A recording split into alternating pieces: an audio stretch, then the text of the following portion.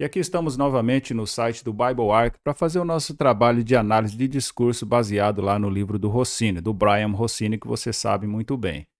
Na nossa aula anterior, trabalhamos o versículo 1 e o versículo 2 desse texto de Gênesis capítulo 22 e conseguimos identificar aqui do versículo 1, da parte A, até o versículo 2, a parte A também do versículo 2, conseguimos ver a presença de uma narrativa histórica, demarcada pelas linhas principais que são os Victors.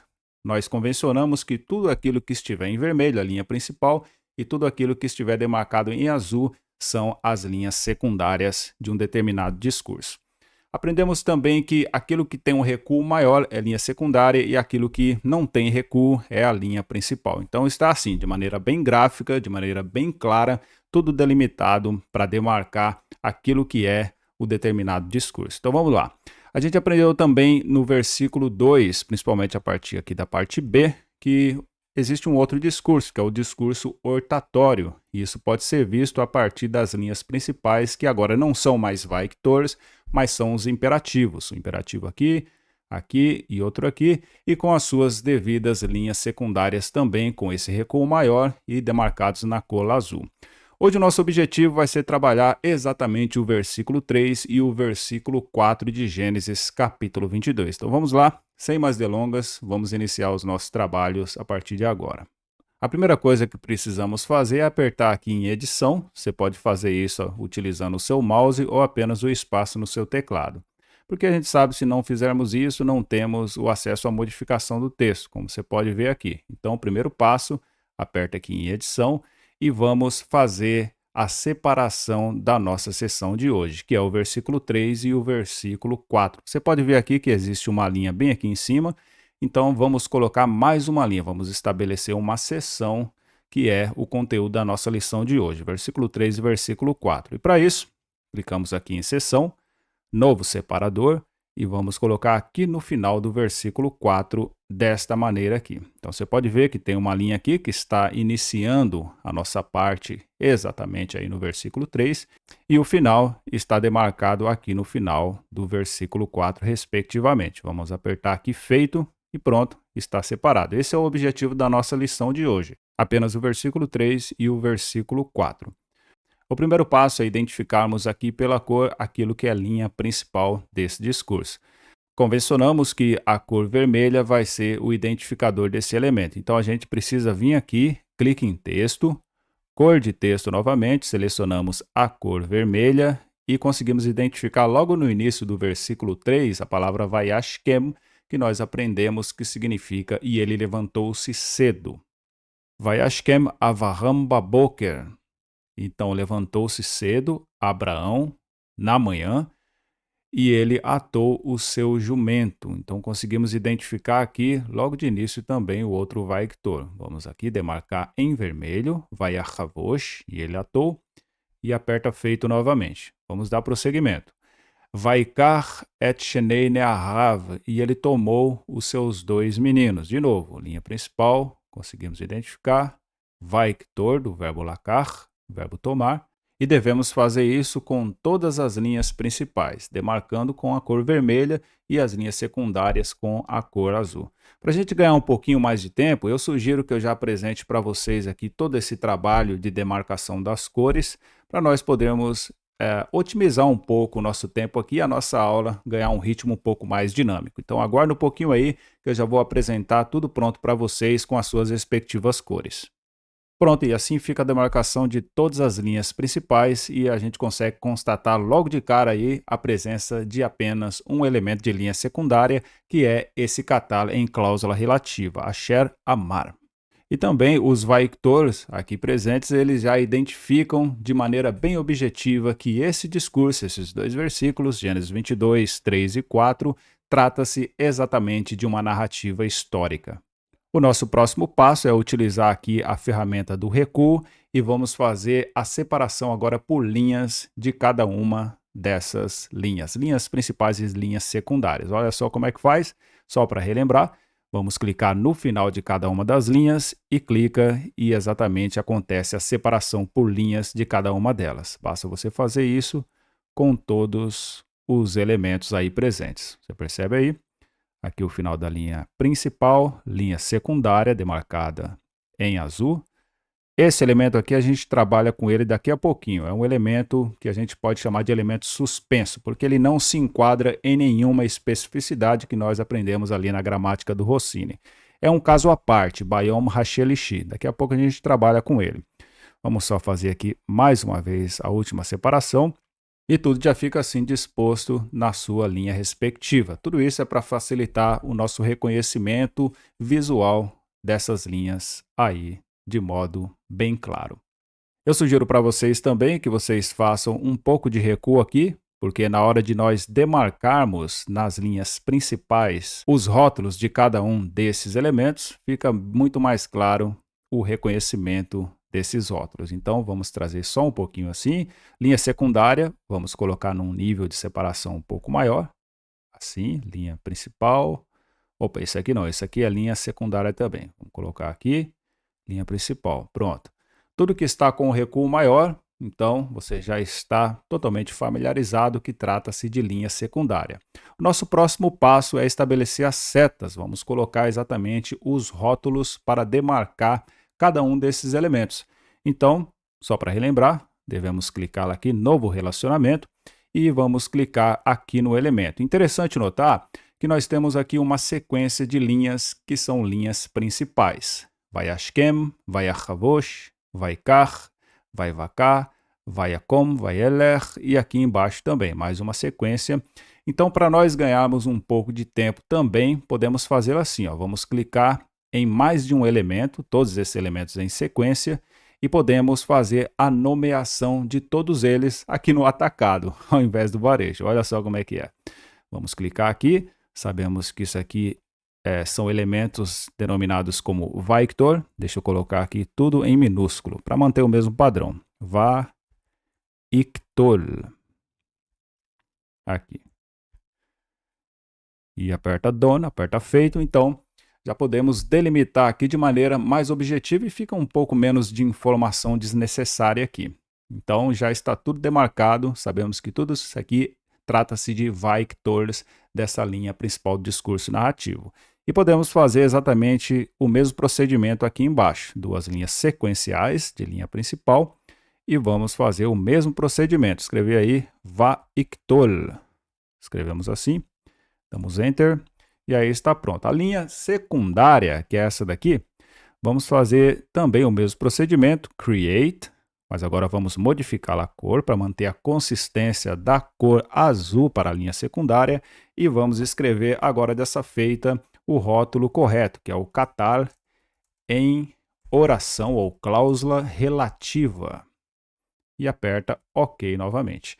Esse elemento aqui é interessante notarmos que não se trata de uma linha secundária com uma função específica. A gente pode chamar isso aqui de um elemento suspenso. Daqui a pouco a gente fala sobre ele, que é Bayom Hashelishi, que significa no terceiro dia. Então vou colocar aqui, ó, elemento suspenso. Vamos dar Enter também.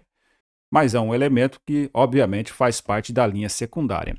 Então aqui nós conseguimos fazer a delimitação das linhas principais e das linhas secundárias. Nesse caso, apenas dois elementos aqui demarcados com esses recuos específicos.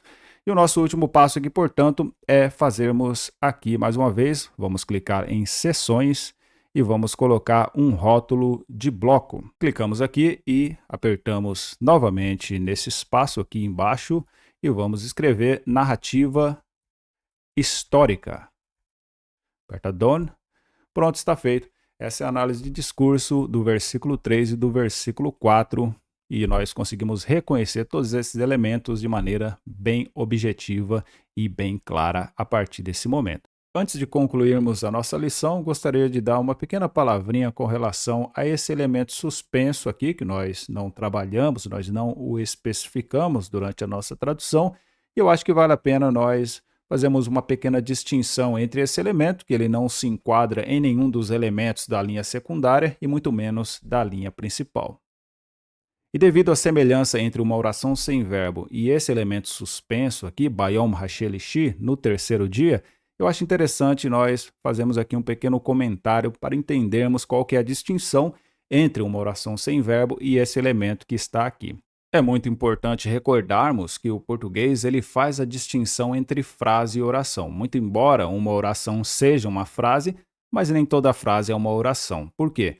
Porque a frase no português nem sempre vai possuir um verbo. Então, se ela não possui um verbo, ela vai ser chamada geralmente apenas de frase, e uma oração vai ser uma frase que possui necessariamente um verbo. O hebraico ele tem uma pequena particularidade aqui, porque existem algumas orações que no hebraico não vão possuir o verbo, mas na tradução necessariamente o verbo deverá estar presente. Mas quando a gente compara aqui com a expressão Bayom Hashelishi, isso pode fazer com que nós venhamos a confundir essa construção como uma oração sem verbo. A oração sem verbo a gente aprendeu que faz parte da linha secundária e tem essa função específica dentro da análise de discurso. Mas vamos colocar aqui apenas alguns exemplos para nós clarificarmos um pouco mais essa ideia. Por exemplo, existe a possibilidade de um adjetivo predicado, ou seja, a presença de um adjetivo que vai qualificar um sujeito. Lembre-se que um predicado é aquilo que se diz acerca do sujeito e o sujeito é aquele do qual se diz alguma coisa. Por exemplo aqui, bom é o coração deles. O coração deles seria o sujeito, aquele do qual se diz alguma coisa, e o predicado seria aquilo que se diz acerca do sujeito, que ele é bom necessariamente. Note que no hebraico não existe o verbo de ligação, o verbo ser estar, mas na tradução colocamos o verbo correspondente ao sujeito, masculino singular no hebraico, portanto o verbo singular, o verbo ser estar singular no português. Tov libam, aqui é a palavra lev, que significa coração, que está com um sufixo possessivo. Vou mostrar mais exemplos aqui. Logo em seguida, predicado com preposição. Aqui é a preposição beit. Aqui é o sujeito raish, significa o homem, babait significa na casa. Na tradução, colocamos o verbo de ligação, que é o verbo estar. É um predicado aí, sendo demonstrado com a presença da preposição. Preposição beit com a presença da vogal do artigo definido, que você pode ver logo abaixo aí desse beit. Um outro exemplo de oração sem verbo é quando o predicado de existência está presente.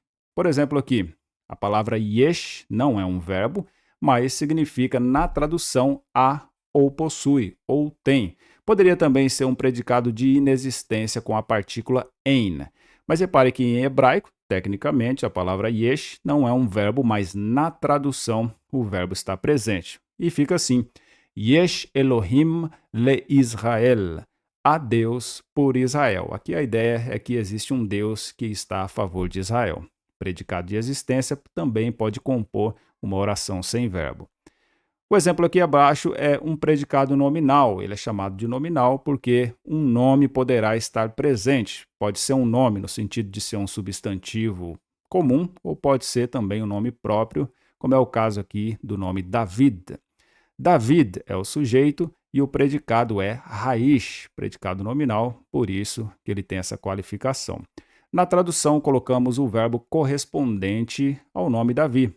Davi é masculino singular, logo, o verbo de ligação tem que ser masculino singular também.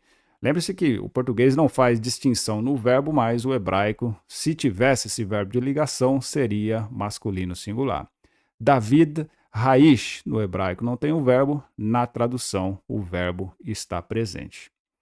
Outro exemplo, quando um pronome demonstrativo ele é inserido logo no início dessa construção. Por exemplo, ele hadevarim.